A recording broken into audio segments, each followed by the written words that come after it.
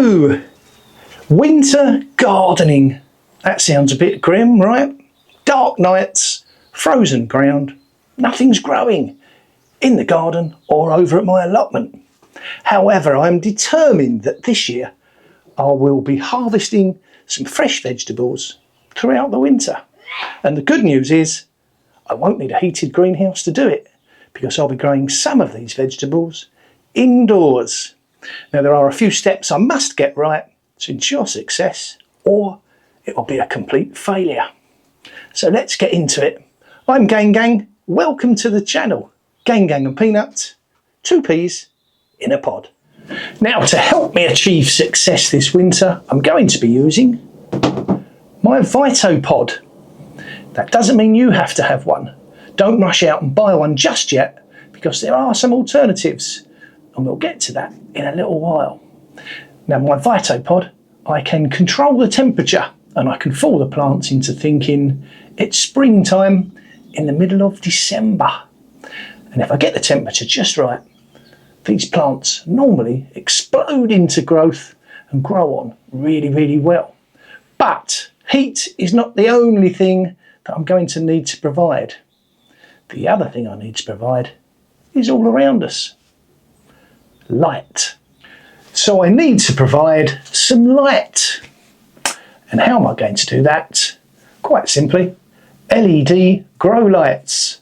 And I have some grow lights that range in price from around about £20 to lights that cost in excess of £100. Now, it's no good blasting your plants with artificial LED lights for 24 hours a day, because you will just burn the plants out.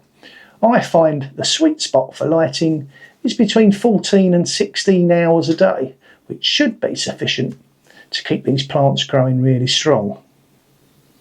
Now, there is one other thing that I need to consider when I'm growing these plants in the Vitopod and indoors, and that is humidity. Now, humidity, if it's too damp, it will cause moulds and possible fungus. If it's too dry, it will cause wilting in the plants. So the watering will have to be controlled. And also, I find, to combat humidity, I have to make sure there's plenty of ventilation and adequate airflow. And I do that by using a small USB fan. And this little fan I purchased on the internet. It was about £10, and it runs off of a USB connector, or you can use a small portable battery pack, which I sometimes use. There's one more thing, one sneaky little thing that I also mustn't forget. Nutrients. Now, nutrients are a thing that a lot of gardeners seem to forget about, but it's very important that I feed these plants, because the pots they are in are very small and don't contain much compost, and as the plants grow, it won't take long before those nutrients become completely depleted. However, I will combat this, because I will be feeding these plants, and to feed them I'll be using a liquid seaweed feed, and I will be feeding it probably every 7 to 10 days. So that's nutrients sorted. So I've controlled the heat. I'm controlling the light by using my grow lights for approximately 14 to 16 hours a day in an attempt to mimic the daylight during the spring and the summer. When it comes to humidity, I'm using ventilation and a small fan.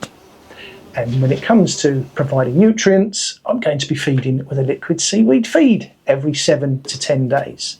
The final thing I need to be aware of is overcrowding.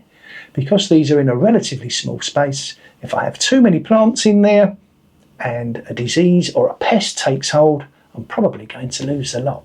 So that's something I really will need to be aware of. Now, I did mention earlier that you don't need a Vitopod to grow these vegetables. There are alternatives. You could use a heat mat to provide the heat, and you can buy these on the internet, 10, 15, 20 pounds, which to me, if you can get a few years use out of it, that's a bit of a bargain. When it comes to the LED lights, again, you can buy sets of lights for around about £20, and they have the blue and the red spectrum of light, which is sufficient to grow vegetables. Everyone can get hold of seaweed feed, and everyone can try and prevent overcrowding. Now, that's what I'm going to be doing, and hopefully I'll be successful. And I think it's probably a good idea now to look at what I'm actually going to be growing. Now, some of the things I'll be growing will be lettuce. And lettuce are ideal to grow in the winter in the Vitopod. And the one good thing about growing lettuce in this way, no slugs. What more can you ask for? I'll also be growing a variety of microgreens here, and you don't necessarily need to have specific microgreen seeds. You can use any seeds, you just harvest them when they're much younger. I'll be growing some pak choy. I'll be growing some chard, which is a rhubarb chard, and I'll also be growing some spring onions, and these are some I've already started. And as you can see, it's only taken a short while for them to poke through, and when they grow on, I will be harvesting the leaves and using them chopped up as a garnish. Now, I already have a few that I've started, because I will be successionally sowing.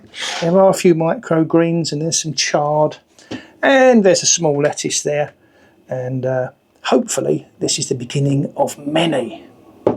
So, just a selection of what I'll be growing in my Vitopod over the winter this year. Now, as well as growing the varieties I've just showed you, I'm also going to be growing something that nobody seems to grow during the winter. And this year, I'm going to give it a really good try. And whilst I'm not going to tell you what that is today, I'll give you a quick peek. The seedlings are starting to appear.